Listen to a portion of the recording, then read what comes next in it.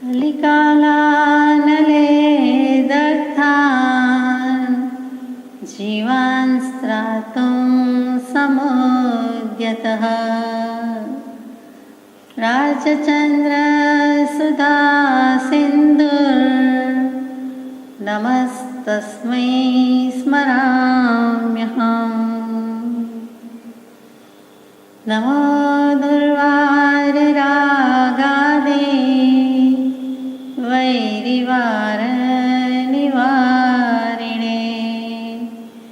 अर्हते योगिनाथाय महावीराय तायिने चिराय कुणन्ताणं सवं विमोक्षकारणं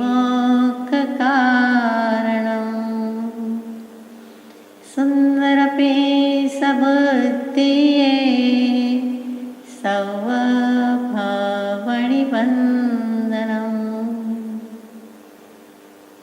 સત્શ્રુતને નમસ્કાર, તારક ત્રિપુટીને નમસ્કાર, અસીમ ઉપકારી આત્માને નમસ્કાર, મહાવિત્રોને નમસ્કાર, મહાવિત્રો સમાન મુરબ્બીઓ મુમુક્ષુને નમસ્કાર। પરમ કૃપાળુ દેવ પ્રણીત વચનામૃતજી પત્રાંક 495, મુંબઈ, ચૈત્રવદ 11 ભૌમ વિક્રમ સંવત 1950, તારીખ 1/5/1894 દિવસે લખાયેલો પત્ર છે। કોને લખાયો છે તો કે પરમ પૂજ્ય શ્રી ત્રિભુવનભાઈ માણેકચંદભાઈ ખંભાતવાસી મુમુક્ષુ છે, તેમને લખાયો છે। શ્રી ત્રિભુવન, જે કારણ વિશે લખ્યું હતું તે કારણના વિચારમાં હજુ ચિત્ત છે અને તે વિચાર હજુ સુધી ચિત્ત સમાધાન રૂપ એટલે પૂરો થઈ શક્યો ન હોવાથી તમને પત્ર લખવાનું થયું નથી। જે કારણ વિશે લખ્યું હતું તે કારણના વિચારમાં 458માં પત્રમાં આગળ મૂક્યો છે ત્રિભુવનભાઈને, એની પહેલાં પણ એક પત્રમાં મૂક્યું છે, એમાં પણ સ્પષ્ટતાપૂર્વક નથી। જે કારણ એટલે મભમ જ રહ્યું છે, અધ્યાર જ રહ્યું છે કે જે કારણથી લખ્યું હતું એટલે કે અમારો આત્માનો ઉપયોગ એવો સ્થિર થઈ જાય છે કે વચ્ચે કંઈ લખવાનું સંભવતું નથી। અગર તો ત્યાં સૂઝતું શબ્દ મૂકેલો હતો કે સૂઝતું નથી, તો કૃપાળુદેવ જેવા કૃપાળુદેવને સૂઝતું ન હોય એ કઈ રીતે સમજવાનું છે? તો આ રીતે કે એ આત્મ ઉપયોગ એમાંથી લઈને બીજા કોઈ વિચારમાં જવું કે બીજી કોઈ વાત લખવી એ ત્યાં ઘટતું નથી।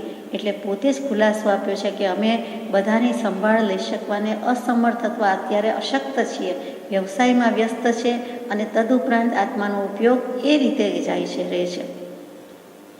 તો તે કારણના વિચારમાં હજુ ચિત્ત છે અને તે વિચાર હજુ સુધી ચિત્ત સમાધાન રૂપ એટલે કે પૂરો થઈ શક્યો ન હોવાથી હજુ વિચારણાના લેવલે જ છે।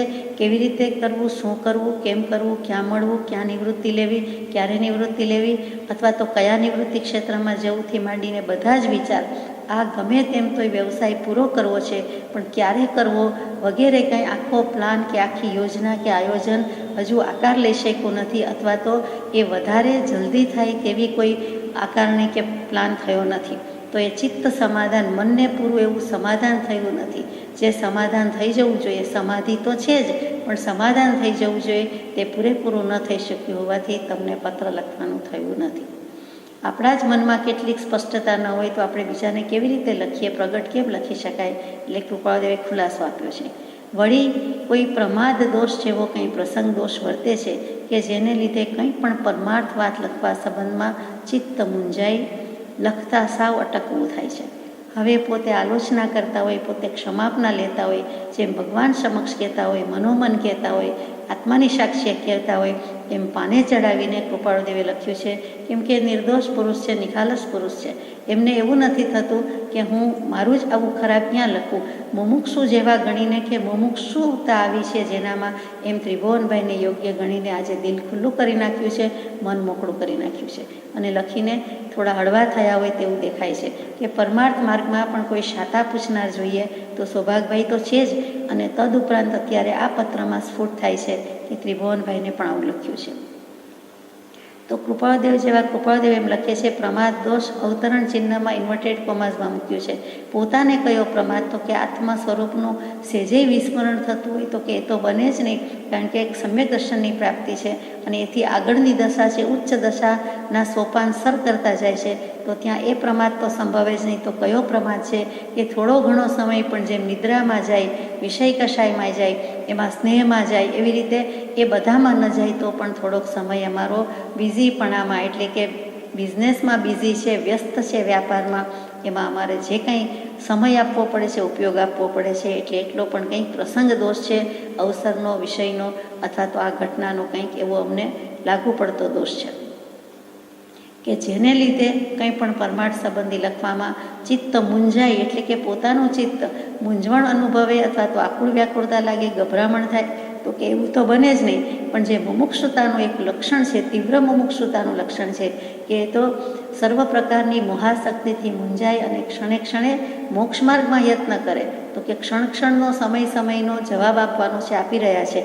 એટલે કહે છે કે અમારું ચિત્ત મૂંઝાય, લખતા સાવ અટકવું થાય છે કે તમને શું લખવું.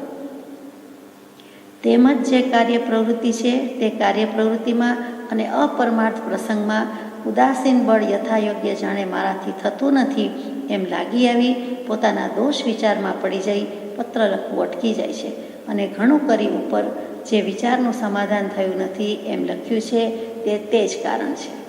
હવે કારણ પણ સ્પષ્ટપણે કહી દીધું કે જે કંઈ મારા કાર્યની પ્રવૃત્તિ છે, કામ કરવા પડે છે, તેમાં અને અપરમાર્થ પ્રસંગમાં મારાથી ઉદાસીનતા રહેવી જોઈએ તે જાણે અત્યારે રહેતી નથી. એટલે કે વ્યવહારના પ્રસંગમાં ઉદાસીન હોવા છતાં, વિરક્ત હોવા છતાં આટલો વૈરાગ્ય અને આટલો ઉદાસીન પુરુષ, આટલો સાક્ષી ભાવ હોય, આટલું જ્ઞાતા દ્રષ્ટાપણે જે પુરુષ જોતો હોય એ પણ લખે છે કે ગમે તેમ તો એ 99 રૂપિયાને કે $99 કે 99 વસ્તુ છે, હજી એક ધક્કો વાગવાનું બાકી છે, 100% તો નહીં જ કહેવાય, એમ કરીને લખે છે કે ઉદાસીન બળ યથાયોગ્ય જાણે મારે તે થતું નથી. હું મોક્ષે જ ન હોઉં, અહીંયા બેઠા છીએ, અહીંયા રહીએ છીએ, એ જ સૂચવે છે કે કાંઈક ભૂલ થઈ ગઈ છે, કાંઈક અપરાધ થાય છે અને કાંઈક વિષય કષાયનું બળ હજુ છે, નહીં તો આપણને સમ્યક દર્શન હોત, કેવલ જ્ઞાન હોત અને આપણે પોતે પણ મોક્ષમાં જ ન માલતા હોત. પણ એ નથી થઈ શકવું એટલે આપણે કબૂલ કરીએ છીએ એ ભગવાન હજુ તો કંઈ ને કંઈ મારો દોષ છે. અહીંયા કૃપાળુદેવ પણ પોતે કહે છે કે કંઈક અંશે પણ પ્રમાદ દોષ વર્તો લાગે છે. એમ લાગીને પોતાના દોષ વિચારમાં પડી જઈને પત્ર લખવાનું અટકી જાય છે કે હું શું લખું, મારે શું લખવાનું છે, હું પોતે જ અત્યારે પ્રમાદમાં કહેવાઉં અથવા તો મને અત્યારે જોઈએ તેવું આત્માની દશા, મારે જે જોઈએ છે મોક્ષ દશા, આ સમયે આ પત્ર લખતી વખતે એ નથી, અથવા આજે નથી, અત્યારે નથી, તો મારે લખવું ઘટારત નથી. એમ કરીને એટલી સિન્સિયરિટી છે, સચ્ચાઈ છે કે એવું પત્ર પણ લખવું મુનાસિબ માનતા નથી કે મને યોગ્ય નથી, મારે લખવું જોઈએ નહીં, એમ કરીને મેં લખ્યું નથી, તે જ કારણ છે.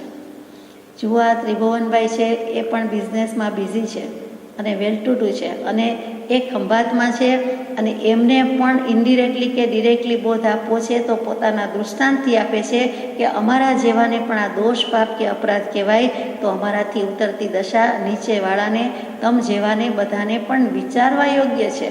એ કહેવા માટે પોતે પોતાની વાત મૂકે છે કે મારી પણ કોઈ વાર ભૂલ થઈ જાય, મને પણ નથી આવડતું, મને પણ આમ થઈ જાય છે, હું પણ અટકી જાઉં, મને પણ દોષ લાગે કે પાપ લાગે, હું પણ બંધાઈ જાઉં, જો આ ભાવ મેન્ટેન ન કરું, આત્મભાવમાં ન રહું તો મને પણ બંધન થાય છે. એમ કરીને ત્રિભુવનભાઈને આ પત્ર લખતા હોય તેવું દેખાય છે. જો કોઈ પણ પ્રકારે બને તો આ ત્રાસરૂપ સંસારમાં વધતો વ્યવસાય ન કરવો, સત્સંગ કરવો યોગ્ય છે. સત્સંગ કરવો અને વધારતા જવાની જરૂર છે, પણ આ ક્લેશરૂપ સંસાર, અહીંયા કૃપાળુદેવે ત્રાસરૂપ સંસાર કહ્યો કે કોઈ બચાવો, કોઈ રક્ષણ કરો, કોઈ રક્ષણ કરો, અથવા તો હે પરમાત્મા પોતાના જ શુદ્ધાત્માને કહે છે કે તું આ સંસારથી ત્રસ્ત છો, તને ત્રાસ લાગ્યો છે, તું એમાં વ્યસ્ત કેમ છો, અને એમાંથી નીકળી જા, બહાર નીકળી જા. કોઈ પણ કારણે આ સંસારમાં ક્લેશિત થવા યોગ્ય નથી, એમાંથી બહાર આવી જા, છોડી દે. તો સંસારમાં વધતો વ્યવસાય તો કરવાની વાત જ નથી, પણ વધારવું હોય કંઈ તો સત્સંગ કરવો યોગ્ય છે, સત્સંગ વધારવો યોગ્ય છે. કૃપાળુદેવ જેવાને આ કેટલું સંસારનું સ્વરૂપ ક્લેશમય લાગે છે. એક સમય, એક ભવની મિનિટ એમ જાણે માન્ય જ નથી કે હું જીવું છું છતાં નથી જીવતો, હું દેહ ધરાવું છું છતાં મારી દેહાતીત દશા છે, હું સવિકલ્પ દશામાં કહેવાઉં છું, વિકલ્પ કરવા પડે છે, આ લખવું પડે છે અથવા લખાઈ જાય છે, એ વિકલ્પ દશા આવી, પણ હું તો નિર્વિકલ્પ છું, મારું શુદ્ધ સ્વરૂપ તો નિર્વિકલ્પ, સનાતન, શાશ્વત, શુદ્ધ છે અને આ મને શોભતું જ નથી. આ સંસાર એટલે શું? તો કે ઘર-બાર વ્યવસાય કરતાં પણ જે સમયે પોતાનો ભાવ વિભાવમાં સરી પડે, પરભાવમાં જવું પડે, તે જ સમયે સંસાર છે. એટલે સંસારની વિશાળ વ્યાખ્યા બૃહદ અર્થઘટન છે અને તે પ્રમાણે સમજાય છે કે વિભાવ પરભાવનો તો આપણને ત્રાસ લાગે તો કૃપાળુદેવને કેવો ત્રાસ લાગતો એ સમજાય છે, સમજી શકાય એવી વાત છે. તો ત્રાસરૂપ સંસારમાં મારે વધારે વ્યવસાય કે વધતો વ્યવસાય નથી કરવો. મને એમ લાગે છે કે જીવને મૂળપણે જોતા તો મુમુક્ષુતા આવી હોય તો નિત્ય પ્રત્યે તેનો સંસાર બળ ઘટ્યા કરે.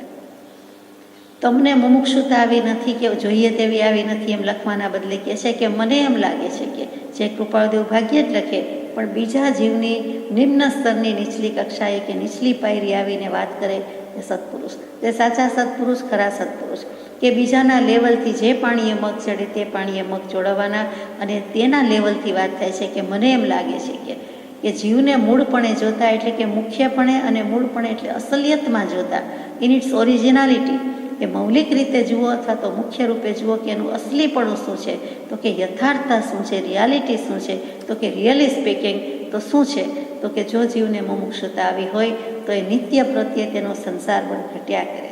એને સંસાર વધારવાનો ભાવ ન થાય, સંસાર ભજવાનું મન ન થાય, સંસાર પ્રત્યે જવાનું મન ન થાય અને એની આસક્તિ ક્યાં હોય તો કે જીવવા પ્રત્યે ન હોય, દેહ પ્રત્યે ન હોય, પણ મોક્ષ પ્રત્યે હોય, સંસાર પ્રત્યે ન હોય. સંસારમાં ધન આદિ સંપત્તિ ઘટે કે નહીં તે અનિયત છે. ધન મળશે કે નહીં, સમૃદ્ધિ વધશે કે નહીં તે અનિયત છે, એટલે કે અચોક્કસ છે. ત્યાં નિયત એટલે નક્કી, ચોક્કસ, અને અનિયત એટલે અનિશ્ચિત, અચોક્કસ છે. વાત સાચી છે કે લક્ષ્મી કોઈની થઈ નથી, થવી નથી. દાયકો કોઈનો તો દાયકો બીજાનો, દાયકો આપણો તો પછીનો દાયકો બીજાનો, અથવા ગમે ત્યારે દાયકો પૂરો ન પણ કરે, વગેરે વગેરે. એની અનિયમિતતા, અનિશ્ચિતતા તો જગજાહેર છે. તો સંસારમાં ધન આદિ સંપત્તિ ઘટે કે નહીં તે અનિયત છે, જેમ વધે કે નહીં તે અનિયત છે, ઘટે કે નહીં તે પણ અનિયત છે. પણ સંસાર પ્રત્યે જીવની ભાવના તે મોડી પડ્યા કરે. સંપત્તિ ન ઘટે કે ન વધે તો કાંઈ નહીં, પણ સંસારની જે ભાવના છે તે પ્રત્યે જીવની જે ભાવના છે કે સંસાર ભજવા યોગ્ય નથી, સંસાર તજવા યોગ્ય છે, એમ જે જીવની ભાવના છે તે તો મોડી પડી શકે છે, મંદ પડી શકે છે, આછી ધીમી થઈ જાય છે. અને જો આછી ધીમી થાય, ઓછી ધીમી થાય તો પછી ક્ષણ કે ક્ષીણ કે ક્ષય પણ થઈ શકે છે અને અનુક્રમે નાશ પામવા યોગ્ય થાય. પહેલાં ઉપશમન થાય, પછી સંપૂર્ણ શમન થઈ જાય. આ કાળમાં એ વાત ઘણો કરી જોવામાં આવતી નથી. આ કાળ એવો છે, આ સમય એવો છે કે આવી વાત કોઈ જીવમાં જોવામાં આવતી નથી, ઘણું કરી જોવામાં આવતી નથી. પછી ચોખવટ કરી છે કે કોઈ જુદા સ્વરૂપમાં મુમુક્ષુ અને જુદા સ્વરૂપમાં મુનિ વગેરે જોઈ વિચાર થાય છે કે આવા સંગે કરી જીવની ઉર્ધ્વદશા થવી ઘટે નહીં, પણ અધોદશા થવી ઘટે. જુઓ, કહેવું તો એ જ છે, પણ સત્ય, કડવું સત્ય, નગ્ન સત્ય પણ કેવી સુંદર રીતે વાત મૂકી છે કે કોઈ જીવ જે મુમુક્ષુ થવો જોઈએ ને યથાર્થ રીતે મુમુક્ષુ હોય અને મુમુક્ષુના જે લક્ષણ પ્રગટવા જોઈએ એવો દેખાતો નથી, આત્માર્થી દેખાતો નથી. એટલે કે મુમુક્ષુ જે સંસારથી, મોહાશક્તિથી મૂંઝાઈને મોક્ષનો પ્રયત્ન કરે કે માત્ર મોક્ષ અભિલાષ રાખે એવો દેખાતો નથી, એટલે જુદો દેખાય છે. એટલે જુદું કહીએ જ્યારે આપણે કહીએ કોઈ વ્યક્તિ કે કોઈ વસ્તુ કે કોઈ સ્વાદિષ્ટ વાનગી કે કંઈ બનાવ્યું હોય તો એ કેવું છે એમ કહીએ તો કે ડિફરન્ટ. ડિફરન્ટ એટલે ખાસ કરીને અમેરિકામાં વપરાતો શબ્દ તો કે જુદું લાગે છે. આપણે અહીંયા પણ કહીએ કે કંઈ ખબર નથી પડતી શું વાંધો છે, શું તકલીફ છે, પણ મને જુદું લાગે છે, અથવા અમે જરા જુદું બનાવીએ છીએ.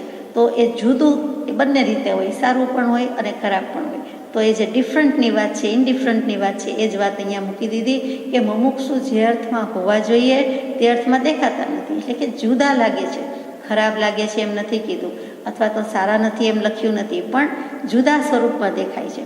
જે રૂપે અમે કહીએ છીએ તે મુમુક્ષુ રીતે દેખાતા નથી અને જુદા સ્વરૂપમાં મુનિ વગેરે દેખાય છે. જ્યાં આત્મજ્ઞાન ત્યાં મુનિ પણ તે સાચા ગુરુ હોય, તેની બદલે કુગુરુ દેખાય છે, અસદગુરુ દેખાય છે અને સર્વસંગ પરિત્યાગ, દીક્ષા, ચારિત્ર, સંયમ અંગીકાર કરી લીધું. મુનિપણું, મહાવીરનો વેશ, નિર્ગ્રંથનો વેશ પહેરી લીધો, પણ જે જોઈએ ખરાખરીનો ખેલ શું છે તો કે અધ્યાત્મની સૃષ્ટિમાં સમસ્ત ખેલ દૃષ્ટિનો છે. સમ્યક દૃષ્ટિપણું તો જોઈએ જે એકડો છે એ વિના દીક્ષા લઈ લીધી હોય એ બીજાને દિશાનું ભાન કેવી રીતે કરાવે? એટલે કે અમે જે મુનિ કહીએ છીએ એવા આત્મજ્ઞાની અને સાચા સ્વરૂપના લક્ષવાળા, ભાનવાળા અને પછી બીજાને ગાઈડ કરે કે દિશા સૂચન કરે તેવા દેખાતા નથી, એટલે કે જુદા જ દેખાય છે. તો એ જોઈને જે કંઈ થવું જોઈએ એનો સંગ થઈને શું થાય પરિણામ? તો કે આત્માની આબાદી ઉન્નતિ થવી જોઈએ, ઉર્ધ્વદશા થવી જોઈએ, તેની બદલે અધોગતિ થાય છે, અધોદશા થાય છે, એટલે કે નીચી દશાએ આવી જાય છે, હલકી દશાએ થઈ જાય છે. વળી સત્સંગનો કંઈ પ્રસંગ થયો છે એવા જીવની વ્યવસ્થા પણ કાળ દોષથી પલટતા વાર નથી લાગતી. માનો કે સત્સંગ મળ્યો અને સત્સંગના પરિણામે કંઈક આત્માની ઉન્નતિ, આબાદી કે પ્રગતિ થઈ, એટલે કે ઉર્ધ્વદશા થઈ, કંઈક દશા થઈ, તો પણ કાળ દોષ એવો છે. કાળ દોષ કડીથી થયો નહીં મર્યાદા ધર્મ, તો એ નહીં વ્યાકુળતા જુઓ પ્રભુ મુજ કર્મ. મારા કર્મ કેવા છે ભગવાન કે મને કાળ દોષથી પણ બુદ્ધિ આવતી નથી, વૈરાગ્ય આવતો નથી. પાંચમો આરો છે, વિષમ કાળ છે, દુષમ કાળ છે, અને સાથે સાથે બધા જ નાચા સાધન છે. અને દુઃખે કરીને ધર્મ પ્રાપ્ત થાય, દુઃખે કરીને એટલે કે મુશ્કેલીથી માંડ સદગુરુ મળે અથવા સદગુરુનું ઓળખાણ પડે અને પછી પાછો માંડ કરીને હું સત્સંગ કરી શકું. તો એવા સંજોગોમાં પણ મને એમ નથી થતું કે મારી દશા હવે પલટાવી ન જોઈએ.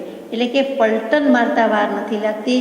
કાંઈક જીવ ચડવા જાય છે, ત્યાં 2-3 પગથિયા ચડે છે, એક પગથિયું ચડે છે, ત્યાં પાછો પડી જાય છે, એટલે કે પતન થાય છે. તો એ તો ઠીક નથી.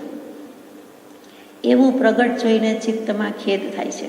આવું ચોખ્ખું ચણક સ્પષ્ટ રીતે જોઈને મને ચિત્તમાં ખેદ થાય છે. અને મારા ચિત્તની વ્યવસ્થા જોતાં મને પણ એમ લાગે છે, થાય છે કે મને કોઈ પણ પ્રકારે આ વ્યવસાય ઘટતો નથી. મેં મુમુક્ષુને મુનિની વાત કરી, પણ હું મારી વાત કરું છું કે મને પણ આ શોભતું નથી, ઘટારત નથી. આ મને યોગ્ય નથી કે હજુ હું વ્યવસાયમાં જ પડ્યો છું અથવા તો હજુ પણ નિવૃત્તિ લઈ શક્યો નથી. એટલે મને પણ ઘણો ખેદ થાય છે.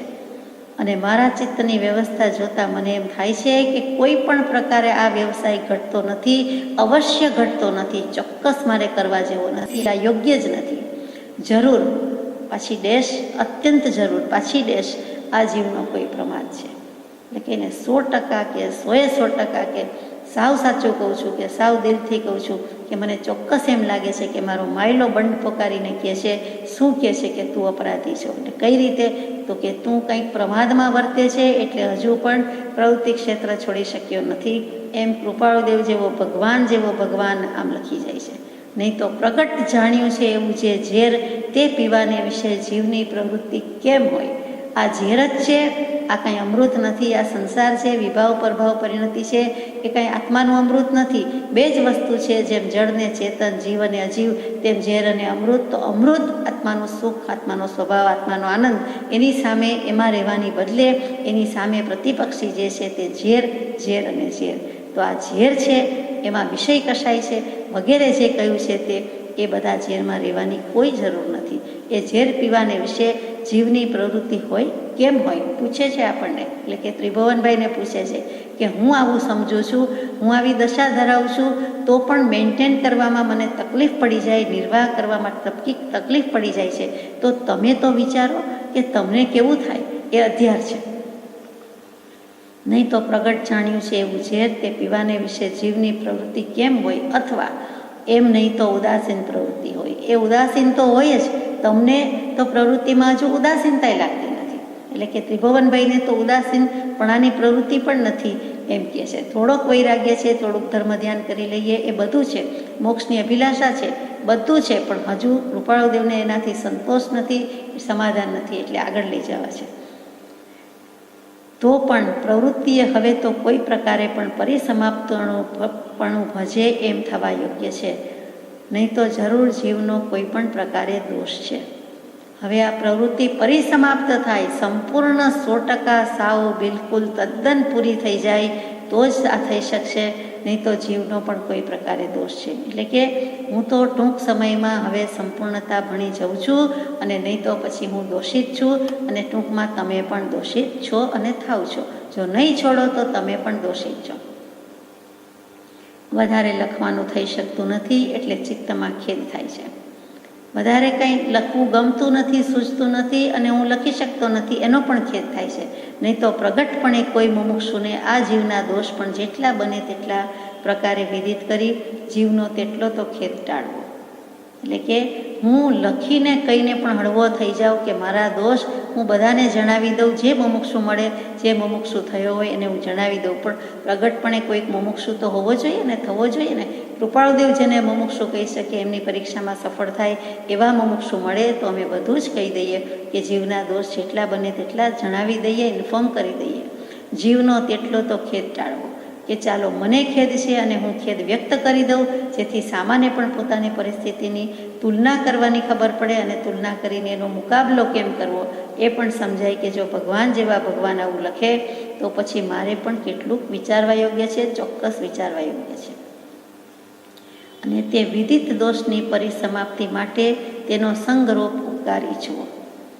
એ વિદિત દોષ એટલે કે જે કંઈ દોષ જણાવ્યા છે તે કેમ સમાપ્ત થાય માટે તેનો સહવાસ રૂપી ઉપકાર ઈચ્છવો. સંગ કહેતા સોબત, સહવાસ રાખવાની જરૂર છે. એટલે કે તેવા મુમુક્ષુની સોબત રાખીને, સહવાસ રાખીને એને પોતાના દોષ જણાવીને વિદિત કરીને આ ઉપકાર બુદ્ધિથી ઈચ્છવો જોઈએ.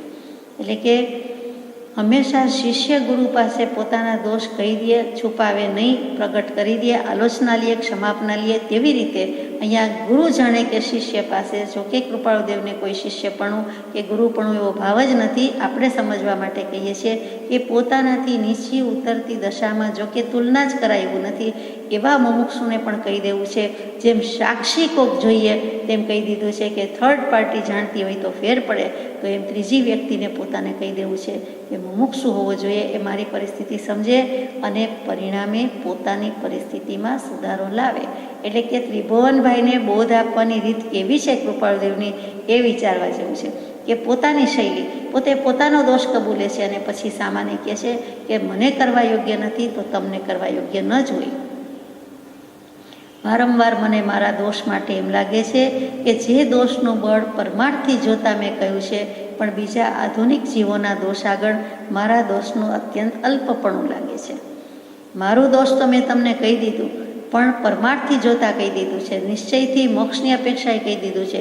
પણ બીજા આધુનિક જીવો, અધુના એટલે હવે સંસ્કૃતમાં, અને આધુનિક એટલે કે મોડર્ન ટાઈમ્સ, પ્રવર્તમાન સમયમાં નવા જીવો કે બીજા જીવો, તમે પણ તેમાં આવી ગયા એમ ત્રિભુવનભાઈને લાગુ પડે, આપણને પણ એટલું જ લાગવું પડે. તો બીજા આધુનિક જીવના દોષ આગળ મારા દોષનું અત્યંત અલ્પપણું લાગે છે. બીજા જીવ તો મોટા મોટા દોષ કરે છે, મૂળમાં તો મિથ્યાત્વ જ ઓઢીને ફરે છે, તો મિથ્યાત્વનો ટોપલો જ કાઢ્યો નથી કે મૂક્યો નથી નીચે, અથવા તો પ્રયત્ન પણ કરતા નથી, અથવા તો પ્રયત્ન કરે છે તો પણ કુગુરુ કે અસદગુરુ પાસે જતા રહે છે. તો જીવોના દોષ તો મોટા છે માટે ગવડાવે છે, હું તો દોષ અનંતનો ભાજન છું કરુણા. શુદ્ધ ભાવ મુજમાં નથી, શુદ્ધ ઉપયોગ કે શુદ્ધ ભાવનો જ્યાં લક્ષ થયો નથી ત્યાં બીજા તો કેટલા બધા દોષના ટોપલા, દોષની હારમાળા, દોષની વણઝાર ચાલુ આવે છે. તો કે એ બધા જીવો કરતાં મારો દોષ અત્યંત અલ્પ છે, નહીં જેવો છે. જોકે એમ માનવાની કંઈ બુદ્ધિ નથી. જોકે હું કંઈ બુદ્ધિને એમ કહું છું કે તારે એવું માની લેવાની જરૂર નથી. એટલે કૃપાળુદેવ કેટલી સાવચેતી, સાવધાની, જાગૃતિ રાખે છે જોવાનું છે. જેમ તોલા ત્રાજવામાં ગમે તેટલું બેલેન્સ કરે અને સરખા કરવા જાય, પણ 1 ગ્રામનો ફરક હોય તો આપણે ચલાવી લેવા રાજી નથી. અરે હવા આવતી હોય, ફૂંક લાગી જતી હોય, પંખો ફરતો હોય તોય 2-3 ગ્રામનો ફરક આવી જતો હોય, એમ બધા કહેતા હોય છે, સોની ઝવેરી વગેરે. તો અહીંયા એટલો એમને સ્વીકાર્ય નથી. જોકે એમ માનવાની કંઈ બુદ્ધિ નથી, તથાપિ સ્વભાવે એમ કંઈ લાગે છે, લક્ષણથી, ગુણથી આવું લાગે છે. મારી બુદ્ધિ એવું કહેતી નથી, હું એવું માનતો નથી, પણ આ લક્ષણ, ધર્મ, સ્વભાવ જે કહ્યો તેવા છે કે મારો બીજા કરતાં ઘણો જ અલ્પ દોષ છે. છતાં કોઈ વિશેષ અપરાધીની પેઠે જ્યાં સુધી અમે આ વ્યવહાર કરીએ છીએ ત્યાં સુધી અમારા આત્મામાં લાગ્યા કરીશું. તો પણ હું અપરાધી છું, દોષિત છું, ગુનેગાર છું, અને વિશેષ અપરાધીની પેઠે એટલે કોઈ ખાસ પ્રકારનો ગુનેગાર છું, વિશિષ્ટ ગુનેગાર છું, અને હું આ વ્યવહાર ભજ્યા કરું છું ત્યાં સુધી અમે અમારા આત્મામાં લાગ્યા રહીશું. એટલે કે આત્મામાં મચી રહીશું, પડી રહીશું અને એમાં જ ધૂનમાં જ રહીશું. એટલે કે અમારી આત્મધૂન એમાં કાંઈ ફેર પડતો નથી. અલખ નામ ધૂની લગી ગગન મેં દર્શ્યા અલખ દેદાર આજી, એ જે છોટમનું પદ હતું, પોતે રચેલું હતું, પોતે એમ નોંધેલું છે. આપણે અગાઉ ઘણા વખત પહેલાં પત્રની વિચારણા કરી છે તેમ પોતે આત્માનો દેદાર જોઈ લીધો છે, અનુભવી લીધો છે, દશા થઈ ચૂકી છે, તેનામાં કોઈ ફેરફાર થવાનો નથી. એટલે કે વ્યવહાર અને પરમાર્થ એ બંને મૂળથી પરમાર્થ મૂળ થઈ જાય એવી કંઈક એમને ઈચ્છા છે કે આ વ્યવહાર પણ પરમાર્થ મૂળ વ્યવહાર જ હોય તો કેવું સારું, અને પરમાર્થ મૂળ પરમાર્થ જ બધું થઈ જાય તો કારણમાંય પરમાર્થ ને પરિણામમાંય પરમાર્થ, આ વચ્ચે વ્યવહાર આવી જાય છે તે પરવડતો પોષાતો નથી. પણ પોતાની કુમારી પણ છે, દશા પણ છે અને સાચવણ છે, એટલે કે સાવધાની છે, ઉપયોગની પૂરી જાગૃતિ છે, પરમ જાગૃત સ્વભાવને ભજવાની જેમને ખેવના છે તે શું કહે છે? અમારા આત્મામાં લાગ્યા કરીશું, અમે એમાં જ લાગી પડીશું, એમાં જ લગાવ રાખશું, એને જ સતત વળગી રહીશું ને એમાં જ મચેલા રહેશું, મચી પડશું, એટલે કે આત્મામાં જ રમમાણ કરશું. બસ ત્યાં કહી દીધું. ગમે તેવો અપરાધ હોય, ગમે એવી દશા હોય, પણ અમે ગમે એવા વ્યવસાય વ્યવહારમાં હોય, અમારો આત્મભાવ અમે અકબંધ રાખી શકીશું. અમારો આત્મ સ્વભાવ એમાં કોઈ ગળી નહીં પડે, કોઈ ક્રીઝ નહીં આવે, એમાં અમે કાંઈ નહીં કરીએ. આ ઢીલમાં પડે છે વ્યવહારને કારણે, તે પોષાતું નથી. આ વિલંબ થાય છે તે માન્ય નથી. તમને અને તમારા સંગમાં વર્તા કોઈ પણ મુમુક્ષુને કંઈ પણ વિચારવા જોગ જરૂર આ વાત લાગે છે. તમને એટલે ત્રિભુવનભાઈને અને તમારા સંગમાં વર્તા કોઈ પણ મુમુક્ષુને, ખંભાતમાં મુમુક્ષુ મંડળ બેસો છો, સત્સંગ ભક્તિ કરો છો તો બધાને લાગુ પડે છે અને તમને પણ લાગુ પડે છે. કંઈક વિચારવા જોગ જરૂર આ વાત લાગે છે. તમારે આ વાત વિચારવા યોગ્ય છે. અમારી વાત તો મેં કથની કહી દીધી, લેખીનીએ બધી જ કથની કહી દીધી, બધો વૃત્તાંત કહી દીધો, જેમ છે તેમ છુપાવ્યા વિના બધું કહી દીધું. પણ તમારે અને બીજા મુમુક્ષુએ પણ આ વાત ખાસ વિચારવા જેવી છે. ટૂંકમાં આરંભ પરિગ્રહનું બળ મૂકી દેવા માટે, ઓછું કરવા માટે અને છેવટે નિવૃત્ત થવા ઉપર ઘણો જ ભાર મૂક્યો છે. 506 નંબરનો પત્ર આવે ત્યારે આપણે વધારે લઈશું. આરંભ પરિગ્રહની નિવૃત્તિ એમાં ઘણી જણાવી છે અને તે જ નિવૃત્ત થવા માટે પોતે પોતાના ઉપર પોતાનો કેસ રજૂ કરીને આ દૃષ્ટાંત પૂરું પાડ્યું છે.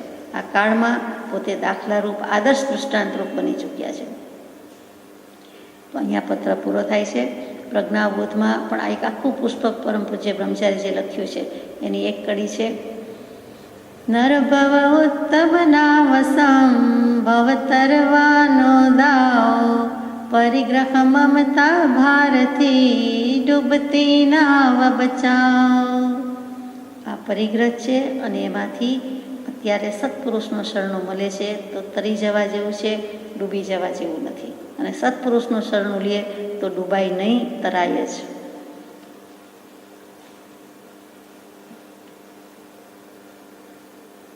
પત્રાંક 496, મુંબઈ, ચૈત્રવદ 14, શુક્ર, વિક્રમ સંવત 1950, તારીખ 4/5/1894.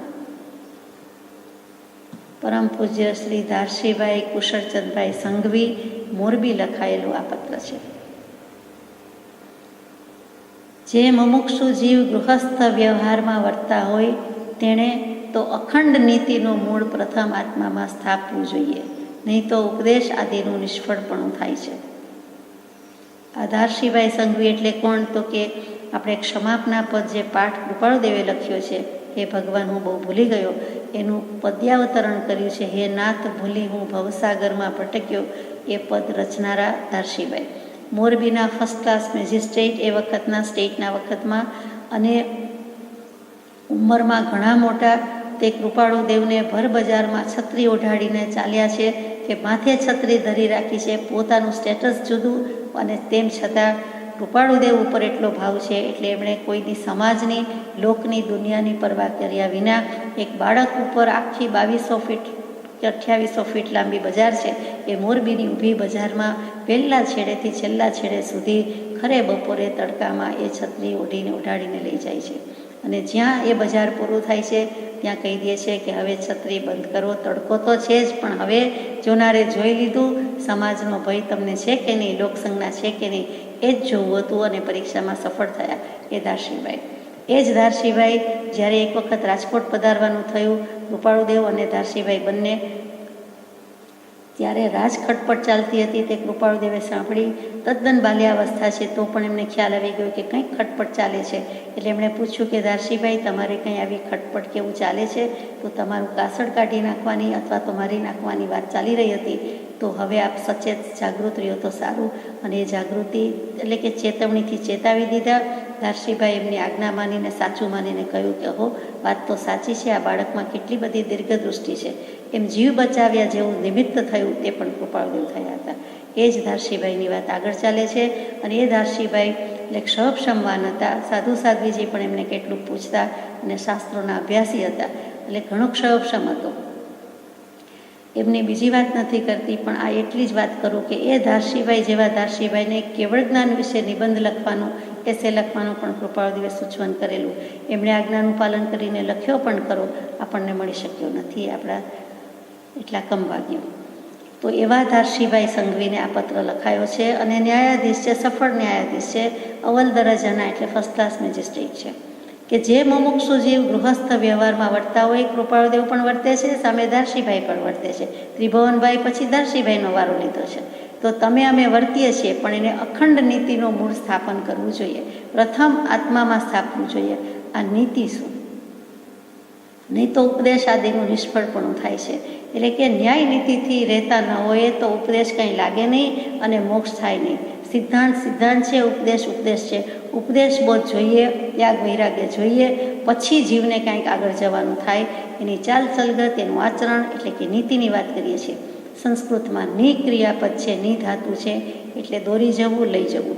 તો લઈ જવાની ક્રિયા, ક્યાં લઈ જવાની ક્રિયા છે? મોક્ષે લઈ જવાની ક્રિયા, તેનું નામ નીતિ. પથ પ્રદર્શન એટલે કે મોક્ષનો પંથ છે, તેનું પ્રકૃષ્ટપણે સાચું દર્શન કરાવી દેવાનું જેનામાં બળ છે, તેનું નામ નીતિ. ચાલ ચલગત, આપણું આચરણ કેવું છે અથવા ચાલ ચલગત કેવી છે, એ પણ નીતિ કહેવાય છે. આપણું શીલ, સ્વભાવ, આપણી દશા, એ પણ નીતિ છે. કે ચારિત્રનું કેવું છે, કેરેક્ટર કેવું છે, તો એ પણ નીતિ છે. યુક્તિ કેવી છે, તો એ પણ નીતિ છે, કે આમ કરીએ તો આમ થાય, એ નીતિ પણ છે, એ યુક્તિ પણ છે. ઉપાય શું છે, તો કે એ પણ નીતિ છે. પ્રાપ્તિ એ પણ નીતિ છે. દાન એને પણ નીતિ કહી દીધી. આધાર એને પણ નીતિ કહી દીધી. અને છેલ્લે કોઈ સંબંધ હોય એને પણ નીતિ કહી દીધી. લોક અને સમાજના કલ્યાણ અર્થે જે કંઈ નિર્દેશ કરેલો આચાર છે કે વ્યવહાર છે, તે પણ નીતિ છે. એટલે આ બધા અર્થ નીતિના થાય. તો અહીંયા તો વ્યાપાર વ્યવસાયની જ નીતિ છે એમ નહીં, પણ એની મુખ્યતા લીધી છે કે કમાવાનું છે જીવે. પુરુષે પર્યાય વધારે કમાવાનું છે, એની મોટી જવાબદારી છે. એને આજીવિકા અર્થે કંઈ ને કંઈ કરવું પડે છે. દેહ લીધો છે, દેહ ધર્યો છે, તો કરવું જ પડે છે. તો કહે છે ભલે કરવું પડે, પણ અખંડ નીતિનું પ્રથમ મૂળ આત્મામાં સ્થાપવું જોઈએ. સ્થાપના છે નહીં કરવાની. જે કંઈ કરીશ તે સાચું કરીશ, સારું કરીશ અને નીતિપૂર્વક કરીશ, પ્રામાણિકતાથી કરીશ. આ પોલિસી છે. આ પોલિસીનું હું પાલન કરીશ, અને નહીં તો ઉપદેશ આદિનું નિષ્ફળપણું થાય છે. દ્રવ્ય આદિ ઉત્પન્ન કરવા આદિમાં સાંગોપાંગ ન્યાય સંપન્ન રહેવું, તેનું નામ નીતિ છે. અહીંયા નીતિની વ્યાખ્યા કૃપાળુદેવે ચોખ્ખી કહી દીધી કે દ્રવ્ય આદિ ઉત્પન્ન કરવા વગેરેમાં, એટલે કે જે કંઈ ઉપાર્જન કરવાનું છે, અર્થ ઉપાર્જન કરવાનું છે, કમાવાનું છે, તે વગેરેમાં સાંગોપાંગ ન્યાય સંપન્ન રહેવું. થોડોક ન્યાય નીતિ તો બધા રાખે, પણ એનાથી સંતોષ માની લે કે અમૃતનો ઓડકાર લે તો એમ ચાલે નહીં. કે મેં ટેક્સ તો ભર્યો છે, અથવા અમુક તો બચાવ્યું છે, અમુક તો બરાબર કર્યું છે, અમુક બરાબર, અમુક બરાબર એમ નહીં, પણ સાંગોપાંગ, અંગ ઉપાંગ, એને ત્યાંથી પંચાંગ નહીં, સાષ્ટાંગ નહીં, 5 અંગથી નમસ્કાર નહીં, 8 અંગથી નમસ્કાર નહીં, અહીંયા સાંગોપાંગ એટલે એથી પણ અધિક જે કહેવાતું હોય તે, કે બધા જ અંગ ઉપાંગ આવી જાય, જેમાં નખ ને વાળ પણ આવી જતા હોય એમ કહેવાય છે, કેમ કે ઉપાંગ શબ્દ વાપર્યો છે. તો એનાથી એટલે કે તલ માત્ર કે રજ માત્ર કે અંશ માત્ર પણ અનીતિ ન કરવી, તે સાંગોપાંગ ન્યાય સંપન્ન રહેવું, ન્યાય નીતિથી કરવું, પ્રામાણિકતાથી કરવું, તેનું નામ નીતિ છે. એ નીતિ મુક્તા પ્રાણ જાય એવી દશા આવીએ, ત્યાગ વૈરાગ્ય ખરા સ્વરૂપમાં પ્રગટે છે. અને તે જ જીવને સત્પુરુષના વચનનું તથા આજ્ઞા ધર્મનું અદ્ભુત સામર્થ્ય, મહાત્મ્ય અને રહસ્ય સમજાય છે. અને સર્વ વૃત્તિઓ નિજપણે વર્તવાનો માર્ગ સ્પષ્ટ સિદ્ધ થાય છે. ફરીથી કે કેવી રીતે કરવું જોઈએ, તો નીતિ મુક્તા પ્રાણ જાય એવી દશા આવે તો પણ, એટલે કે પ્રાણાંતે દેહ ટકે નહીં, શરીર છોડી દેવું પડે, કોઈ મારી નાખે, પણ નીતિ તે નીતિ, પ્રામાણિકતા તે પ્રામાણિકતા. આ તો ઘરનું છે એટલે ચાલશે, અમારો કેસ છે, અમારો ઘરનો છે, અમારા આશ્રમનો છે, એટલે અનીતિ જરાય નહીં. આ અનીતિ શબ્દ જ શોભે નહીં. કૃપાળુદેવની ડિક્શનરીમાં નીતિ ને નીતિ જ શબ્દ છે. એ નીતિ શબ્દ જેવો તેવો નથી. નીતિમાનનો જ મોક્ષ થાય છે, અનીતિ અપ્રામાણિકતાનો થતો નથી. અને આજે આપણને પહેલું એ જ દેખાય, નંબર 1 ને નંબર 2. 2 નંબરનું નાણું એટલે એને બ્લેક મની ગયા, અને 1 નંબરનું નાણું વ્હાઇટ મની, બરાબર. તો 1 તે આત્મા છે, અને 2 થી બધું બગડે છે. એટલે ત્યાં જ સમજાઈ ગયું કે કાળું તે કાળું, કૃષ્ણ તે કૃષ્ણ, કર્મ તે કર્મ. કાળા માટે કૃષ્ણ શબ્દ વાપરીએ છીએ. એ કાળું નાણું છે, બીજા નંબરનું નાણું છે, અને ન ચાલે. તો કે નીતિના બાંધા પર પગ ન મૂકવો. સાવ 11, 12, 14 વર્ષની ઉંમરમાં કૃપાળુદેવે જે વચનો લખ્યા છે એમાં એના પછી એટલે કે મોક્ષમાળાની પહેલાં તો કદાચ 14 વર્ષ હશે, ત્યારે 8મો ક્રમ છે, અને એમાં નાના નાના વચન છે. એનું 11મું વચન તો કે નીતિના બાંધા પર પગ ન મૂકવો.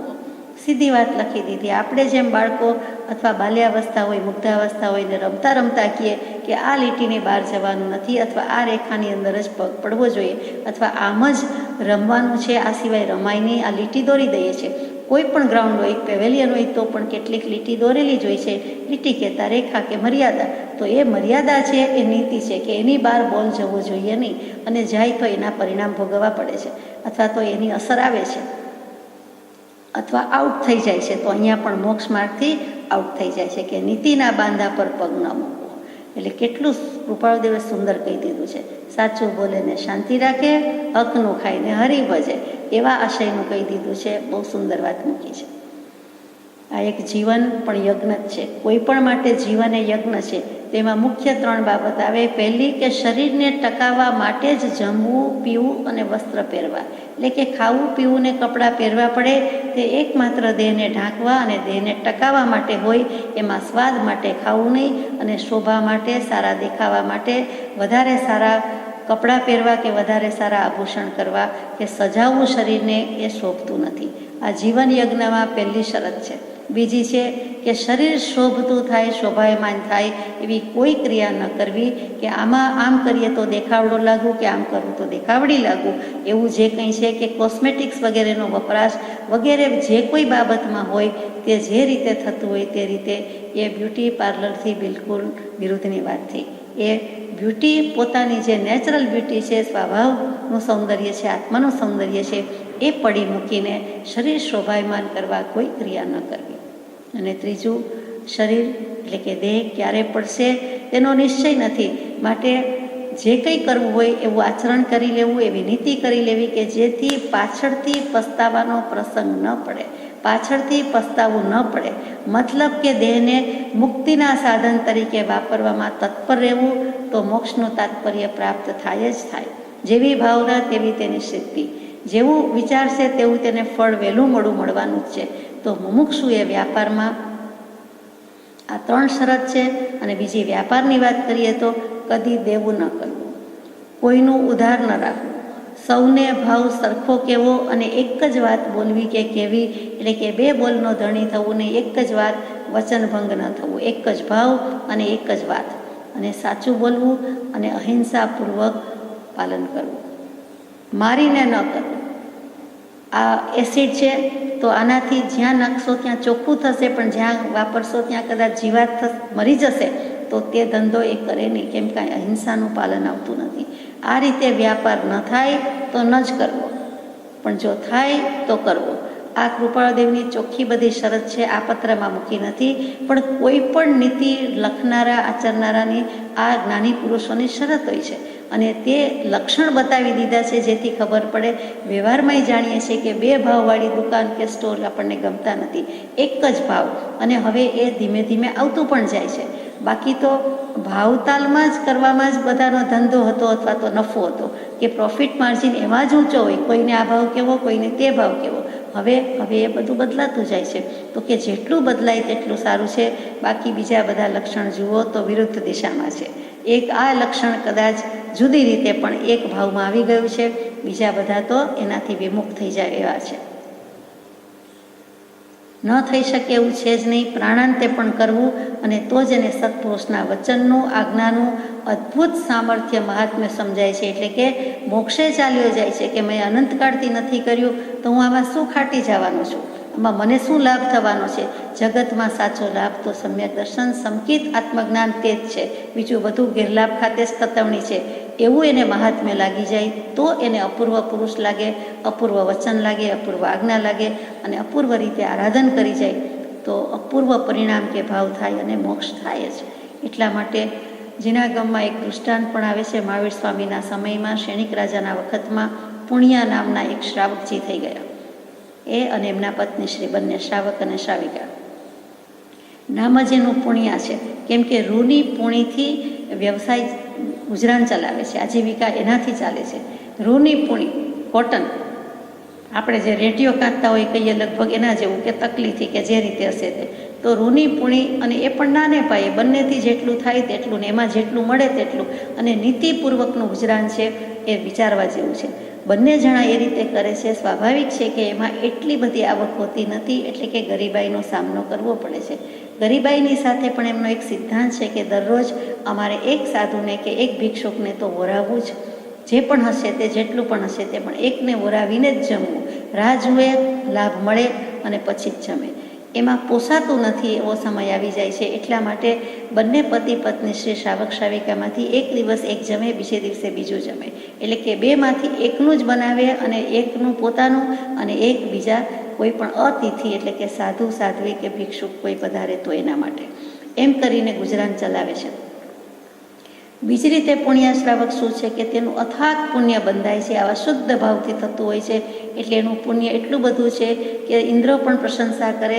અને શેણિક રાજાને પણ કહ્યું હતું મહાવીર સ્વામીએ બોધ આપવા કે તું પુણ્યા શ્રાવકનું થોડુંક પુણ્ય લઈ આવીજો તો હું સાચો કહું.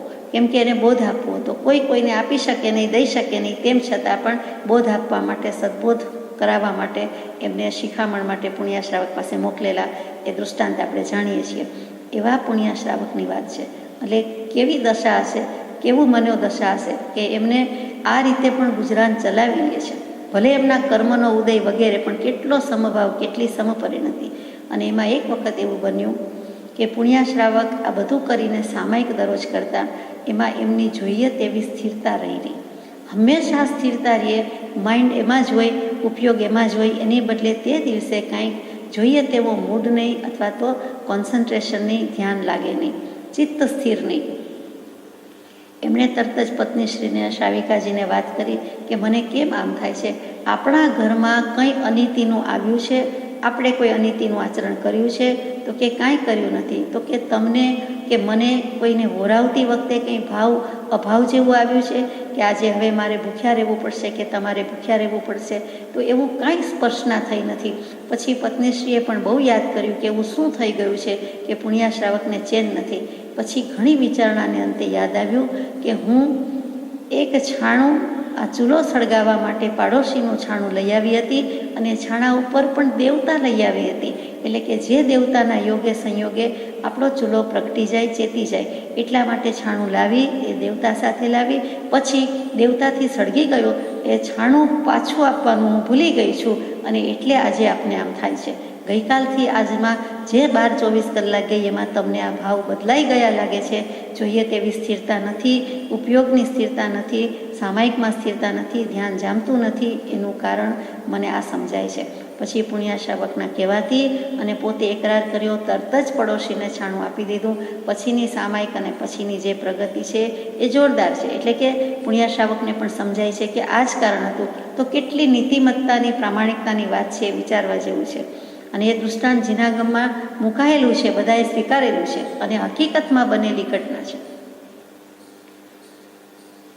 અને સર્વવૃત્તિઓ નિજપણે વર્તવાનો માર્ગ સ્પષ્ટ સિદ્ધ થાય છે. સત્પુરુષની આજ્ઞાનું મહાત્મ્ય સમજાય, રહસ્ય સમજાય. એટલે જીવની જે કંઈ વૃત્તિ છે તે આ નિજપણે વર્તવાનો, એટલે કે આત્માની વાતને મુખ્ય કરીને વર્તવાનો વિચાર સાબિત થાય છે. એટલે કે મોક્ષનો માર્ગ સાબિત થઈ જાય છે. દેશ, કાળ, સંઘ આદિનો વિપરીત યોગ ઘણું કરીને તમને વર્તે છે. માટે વારંવાર પડે તથા કાર્ય સાવચેતીથી નીતિ આદિ ધર્મમાં વર્તવું ઘટે છે. મોરબીના ધારશીભાઈ ફર્સ્ટ ક્લાસ મેજિસ્ટ્રેટ. હવે મેજિસ્ટ્રેટ છે, એડવોકેટ, વકીલ હોય, પ્લીડર હોય, તો એને તો દલીલ સાચી ખોટી કરવી પડે, અને સાચાને ખોટું સાબિત કરે ને ખોટાને સાચું સાબિત કરે, એ એમનો વ્યવસાય કહેવાય. પણ અહીંયા તો મેજિસ્ટ્રેટ હોવા છતાં કહે છે કે તમને તમારો દેશ, તમારો કાળ, સંઘ આદિનો વિપરીત યોગ તમને વર્તે છે. દેશ તો ભારત જ છે, પણ જ્યાં રહ્યો છો ત્યાં.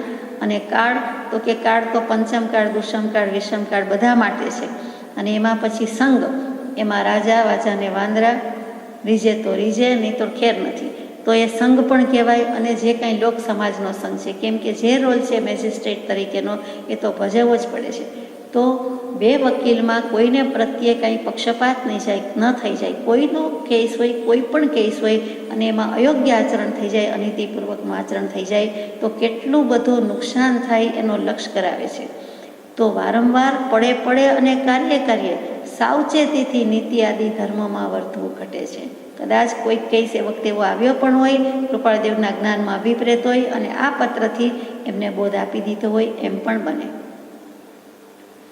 તમારી પેઠે જે જીવ કલ્યાણની આકાંક્ષા રાખે છે અને પ્રત્યક્ષ સત્પુરુષનો નિશ્ચય છે, તેને પ્રથમ ભૂમિકામાં એ નીતિ મુખ્ય આધાર છે. તમને કલ્યાણની આકાંક્ષા વર્તે છે, તમને કલ્યાણ કરવું છે તો કલ્યાણ કરવાની ભાવના છે એ પણ અંશે કલ્યાણ જ છે, જિજ્ઞાસા હોય એ પણ કલ્યાણ જ છે. અને તમે પ્રત્યક્ષ પુરુષનો નિશ્ચય છે, એટલે કે પોતે જ પ્રગટ પરમાત્મા છે, પ્રત્યક્ષ પુરુષ છે અને મોરબી છે, અને તેનો નિશ્ચય પણ તમને થઈ ગયો છે. તો હવે તમારા પક્ષે પહેલું સ્ટેજ શું છે, પહેલી પાયરીમાં ચડાવવાના છે શું પ્રથમ ભૂમિકા, તો કે કરુણા, કોમળતા, દિગુણ પ્રથમ ભૂમિકા આધાર. છેલ્લે 954માં પત્રમાં અંતિમ સંદેશો રાજકોટથી કૃપાળદેવે મૂક્યો. એમાં મંદ વિષયને સરળતા, સહ આજ્ઞા, સુવિચાર, કરુણા, કોમળતા, દિગુણ પ્રથમ ભૂમિકા આધાર એવો પત્ર મૂકી દીધો છે. તો એ પહેલું સ્ટેજ છે કે મંદ વિષય, કશાયની મંદતા થવી, આજ્ઞાનો વિચાર કરવો, સુવિચારણા કરવી. જ્યાં પ્રગટે સુવિચારણા ત્યાં પ્રગટે નિજ જ્ઞાન, જે જ્ઞાને ક્ષય મોહ થઈ પામે પદ નિર્વાણ.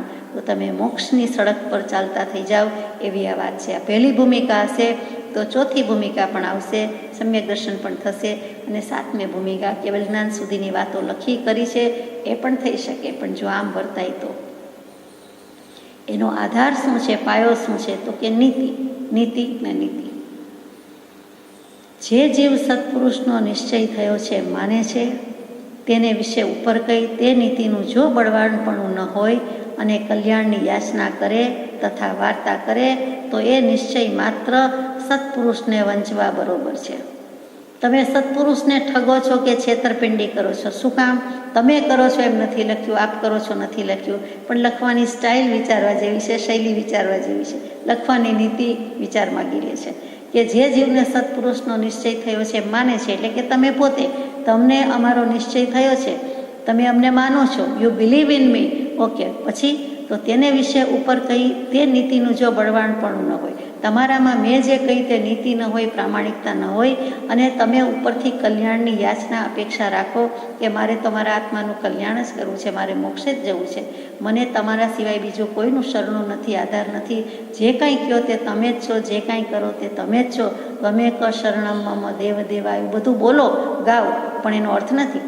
તમે સત્પુરુષને છેતરો છો, તમે કલ્યાણની યાચના કરો છો, વાર્તા કરો છો, એટલે કે કથન વૃત્તાંત કરો છો, તો એ નિશ્ચય હોવા છતાં સત્પુરુષને વંચવા બરોબર છે. વંચના એટલે કે છેતરપિંડી, ઠગાઈ કરો છો. પછી કૃપાળદેવ કહી દે છે, જો કે સત્પુરુષ તો નિરાકાંક્ષી છે, સત્પુરુષને તમારી પાસેથી કાંઈ લેવું દેવું નથી, એટલે એને આકાંક્ષા જ નથી, અપેક્ષા જ નથી, એટલે તેને છેતરાવા પણ કંઈ છે નહીં. તમે છેતરો છો, તમને ઠગાઈનો દોષ લાગી જાય છે, પણ સત્પુરુષને કાંઈ એમાં લેવા દેવા નથી, એ કંઈ છેતરાતા નથી અને છેતરતાય નથી. પણ એવા પ્રકારે પ્રવર્તતા જીવ તે અપરાધ યોગ્ય થાય છે. એટલે કે તમે પ્રવર્તો તો તમે તમારા ભોગે, તમારા દોષે, એટલે કે તમારે કિંમત ચૂકવવી પડશે, અમને એમાં કાંઈ વાંધો નથી. આ વાત પર વારંવાર તમારે તથા તમારા સમાગમને ઈચ્છતા હોય તે મુમુક્ષુએ લક્ષ્ય કર્તવ્ય છે. તમારે અને તમારા સમાગમને ઈચ્છતા હોય તે મુમુક્ષુએ લક્ષ્ય કર્તવ્ય છે. કઈ વાત ઉપર? તો કે જે સત્પુરુષની વંચના બુદ્ધિની વાત કરી તે અને નીતિના આધારની વાત કરી તે, તો કે તમારે એ વિચારવા યોગ્ય છે. આ વાત પર વારંવાર તમારે તથા તમારા સમાગમને ઈચ્છતા હોય તે મુમુક્ષુએ લક્ષ્ય કર્તવ્ય છે. એટલે કે મોરબીમાં દારશીભાઈને લખાયેલો પત્ર તો તમે અને તમારા સંઘમાં મોરબીમાં પણ જે કોઈ મુમુક્ષુ ઈચ્છતા હશે, તમે ક્ષરક્ષમ વાંચો તો તમે જ્યાં જ્યાં ઉપાશ્રય વગેરેમાં જતા હશો, જે કંઈ કરતા હશો, તો જે એના સંઘ છે, જે સત્સંગી છે, જે મુમુક્ષુની સાથે બેસો ઉઠો છો, એ મુમુક્ષુએ પણ આ ધ્યાન રાખવા યોગ્ય છે. એના લક્ષ્ય પર આ વાત લાવશો. કઈ વાત? તો કે નીતિ અને પ્રામાણિકતા સિવાય જીવન યજ્ઞ પૂરો થાય નહીં, અને નીતિ અને પ્રામાણિકતા હશે તો જ મોક્ષે જવાશે. દ્રવ્ય આદિ ઉત્પન્ન કરવામાં સાંગોપાંગ ન્યાય સંપન્ન રહેવું, તેનું નામ નીતિ છે. અને આપણે ધંધામાં કેટલી ઠગાઈ, છેતરપિંડી, કપટ આચરતા હોય એ આચરનાર જ જાણે છે. એને માયલો ડંખે જ ડંખે, અને કૃપાળદેવ કહે છે એ ડંખતો હોય એની જ આ વાત છે. એટલે કે બ્લેક મની ને વ્હાઇટ મની 2 નંબરના નાણાંવાળાની વાત છે. એ ધંધો આ રીતે કરાય નહીં. એક કડે એક તે આત્માની વાત, વ્હાઇટ મની, અને બગડે 2 તે કાળું નાણું, એટલે કે તેને છોડી દેવાની વાત છે. બગડે 2 એટલે 2થી બધું બગડે, 2 નંબરનાથી બધું બગડે. આત્મા એકલો હોય તો શુદ્ધ જ હોય, પણ પૂતગલની બાજી થઈ, પૂતગલનો સંયોગ થયો, કમ્પોઝિટ ફોર્મ થયું, એટલે બધું બગડે છે. કઠણ વાત છે, માટે ન બને. આપણી દિલની વાત કહી દીધી કે એ તો બને એવું નથી, કઠિન છે, આ કાળમાં કઠિન છે. જીવવા જેવું શું રહે, અથવા તો પછી લાઈફ જ શું, કે બિઝનેસ જ શું જો આવું કરીએ તો? એ કલ્પના મુમુક્ષુને અહિતકારી છે અને છોડી દેવા યોગ્ય છે. તમે એવી કલ્પના ખ્યાલ તરંગ કરતા હશો, એટલે કૃપાળદેવે જવાબ પણ આપી દીધો. કેદારશીભાઈ અને વગેરે મુમુક્ષુઓ, તમે આવું વિચારતા જ હશો, એટલે કૃપાળદેવે જ કહી દીધું એ કઠણ વાત છે, અઘરું છે, વિકટ છે, મુશ્કેલ છે, કદાચ ન બને, પણ એ કલ્પના, એવો ખ્યાલ રાખવો, એવો તરંગ રાખવો, અથવા એ માની લેવું, એવી ખોટી માન્યતા માનવી, તે મુમુક્ષુને અહિતકારી છે. એમાં તમારું હિત નથી અને છોડી દેવા યોગ્ય છે. ધીમે તે કહી દીધું કે માટે આ વસ્તુ છોડી દેવા જેવી છે. એના જ અનુસંધાનમાં તે જ ધારશીભાઈને પછીનો પત્ર છે, પત્રાંક 497, મુંબઈ, ચૈત્રવદ 14, શુક્રવાર, વિક્રમ સંવત 1950, તારીખ 4/5/1894. ઉપદેશની આકાંક્ષા રહ્યા કરે છે તેવી આકાંક્ષા મુમુક્ષુ જીવને હિતકારી છે. બસ તમને ઉપદેશની ઈચ્છા છે, કલ્યાણની આકાંક્ષા છે, એ હિતકારી છે. જાગૃતિનો વિશેષ હેતુ છે. જે જાગે છે તેને કહેવાય છે. એટલે તમે જાગી શકો એમ છો, થોડા ઘણા પણ જાગ્યા છો, મુમુક્ષુ થયા છો, અને મુમુક્ષુતાને જે છાજે તે ઉપદેશની ઈચ્છા થાય છે. માટે અમે કહીએ છીએ, જેમ જેમ જીવમાં ત્યાગ, વૈરાગ્ય અને આશ્રય ભક્તિનું બળ વધે છે, તેમ તેમ સત્પુરુષના વચનનું અપૂર્વ અને અદ્ભુત સ્વરૂપ ભાસે છે. જીવમાં ત્યાગ વધે, વૈરાગ્ય વધે. ત્યાગ વિરાગ અને ચિત્તમાં થાય અને તેને જ્ઞાન અટકે. ત્યાગ વિરાગમાં તો ભૂલે નિજભાન. ત્યાગ વૈરાગ્ય વિના તો વાત જ નથી, મુમુક્ષુતા જ હોતી નથી, તો મોક્ષ ક્યાંથી હોય? તો ત્યાગ વૈરાગ્ય તો ગામમાં ઘણા જીવને હોય છે, પણ સાચો સત્પુરુષ અને એનો આશ્રય, એનો નિશ્ચય, એની ભક્તિ એ નથી. માનો કે આપણને સત્પુરુષનો આશ્રય પણ હોય છે, તો જીવનો નિશ્ચય અધૂરો છે, એ મોટો દોષ છે. માનો કે કૃપાળદેવ સાચા પુરુષ, ત્રણેય પુરુષ સાચા સત્પુરુષ, એનો આશ્રય લઈએ છીએ, ત્યાં સુધી આવીએ તો કે આશ્રય ભક્તિ નથી. બોલવાથી આશ્રય છે, પણ જ્યાં આજ્ઞા પાડવાની આવે ત્યાં આશ્રય ભક્તિ નથી. નીતિ પ્રામાણિકતાની વાત આવે ત્યાં ઉઠી જવાનું મન થાય છે. એટલે કે આપણે એમાં ખડી રહેતા નથી, એમાં વળગી રહેતા નથી. તેમ તેમ સત્પુરુષના વચનનું અપૂર્વ અને અદ્ભુત સ્વરૂપ પાસે છે. એટલે ત્યાગ વૈરાગ્ય સાથે સાચો ગુરુ, સાચો સત્પુરુષ, નિર્લોભી સદગુરુ વિના કવણ ઉતારે પાર. અને તેના પ્રત્યેનો જે આશ્રય બુદ્ધિ હોય છે અને બળ હોય છે, તેથી સત્પુરુષ પ્રત્યેનું અદ્ભુતતા અને અપૂર્વતા લાગે છે. અને બંધ નિવૃત્તિના ઉપાયો સહજમાં સિદ્ધ થાય છે. જે બંધ મોક્ષની વ્યવસ્થા છે એ તો યથાર્થ છે, વિતરાગ દર્શન પ્રમાણે સંપૂર્ણ છે, યથાર્થ છે. તો એ બંધ અને એની નિવૃત્તિ, એનાથી કેવી રીતે મોક્ષે જવાય, છૂટી જવાય, તેના ઉપાયો પણ સહજમાં સિદ્ધ થાય છે, સ્વાભાવિક રીતે જ સાબિત થઈ જાય છે. પ્રત્યક્ષ સત્પુરુષના ચરણારવિંદનો યોગ કેટલાક સમય સુધી રહે તો પછી વિયોગમાં પણ ત્યાગ, વૈરાગ્ય અને આશ્રય ભક્તિની ધારા બળવાન રહે છે. જો પ્રત્યક્ષ સત્પુરુષ પરમ કૃપાળદેવ પોતે છે અને પત્રમાં પોતે આવું લખી રહ્યા છે, એના ચરણારવિંદનો યોગ કેટલાક સમય સુધી રહે, એટલે કે થોડોક સમય પણ જો હજુ તમને સત્સંગ વગેરે રહે, તો પછી વિયોગ થશે તો પણ ત્યાગ, વૈરાગ્ય અને આશ્રય ભક્તિની ધારા બળવાન રહેશે. એટલે એક વખત કરી લીધું છે, જોઈ લીધું છે, ચાખી લીધું છે, તો પછી તેમના વિયોગમાં પણ તેમના વચનામૃત, તેમની મુદ્રા, તેમનો સત્સમાગમ, તે કાળ, તે સમય, તે ભાવ બધું જ તાદૃશ થશે. તમે એક વખત એ પ્રત્યક્ષ સત્પુરુષના ઉપયોગનું અનુસંધાન થઈ ગયું તો આત્મા ત્યાં જ નજરાય છે અને ત્યાંથી પછી ખસી શકતો નથી. અને તમને જે આશ્રય ભક્તિ છે એની ધારા તૂટક થવાના બદલે બળવાન રહેશે અને પછી અખંડ રહેશે. કે જ્યાંથી પત્ર શરૂ કર્યો છે ત્યાં આવ્યા કે અખંડ નીતિનું મૂળ પ્રથમ આત્મામાં સ્થાપવું જોઈએ.